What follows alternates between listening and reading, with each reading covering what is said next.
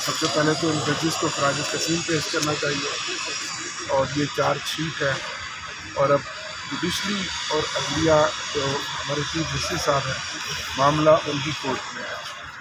تحریک انصاف کا جو پہلے دن سے موقف تھا، اللہ تعالیٰ نے وہ موقف ہمارا سچ ثابت کیا، اور خان صاحب جو رول آف لا کی عدلیہ کی آزادی کی بات کرتے تھے، انصاف کی بات کرتے تھے، آج یہ طے کرنا ہے کہ کیا ملک ہمیں رول آف لا کے تحت چلانا ہے، کسی قانون اور آئین کے تحت چلانا ہے، یا کسی کی مداخلت کے تحت چلانا ہے۔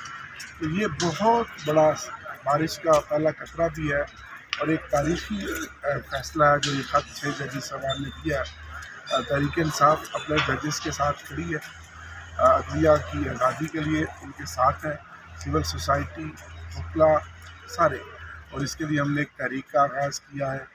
پاکستان کی تاریخ میں ایک بہت بڑی ہم پشاور میں ریلی کرنے جا رہے ہیں، کنونشن کریں گے، اور جو خان صاحب کے کیسز جن بھونڈے انداز میں آئین اور قانون کو بلڈوز کر کے ان کو سزائیں دی گئی، سچ ثابت ہوا کہ سب کچھ ایک شخص کی خاطر تھا۔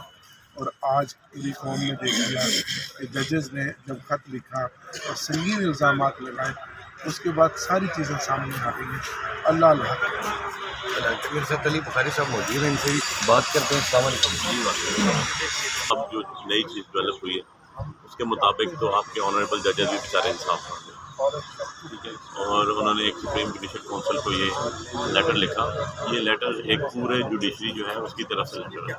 اگر 8 ججز ہیں اسلام آباد ہائی کورٹ کے، اس میں 6 ججز یہ لکھ رہے ہیں تو بہت بڑی بات ہے۔ اور یہ سول کورٹ کا جج نہیں، ویسے تو سول کورٹ کا جج ہو، میجسٹریٹ ہو، سیشن جج ہو، ڈسٹرکٹ سیشن جج ہو، جو بھی یہ چیز دیکھیں تو اس کے بڑی کریڈیبل چیز ہوتی ہے، لیکن یہ تو ہائی کورٹ کی کانسٹیٹیوشنل کورٹ پہ بیٹھے ہوئے 6 ججز نے لکھا۔ So they are seeking justice for their self, یا ہمارے ساتھ یہ کچھ ہو رہا ہے۔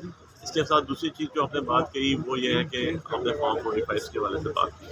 دیکھیں فارم 45 آپ لوگ بھی اسلام آباد بیسڈ ہیں، اسلام آباد رہتے ہیں، اسلام آباد کی سیٹس ہیں، اور سب کو پتہ ہے کہ یہاں پر ہم لوگ 45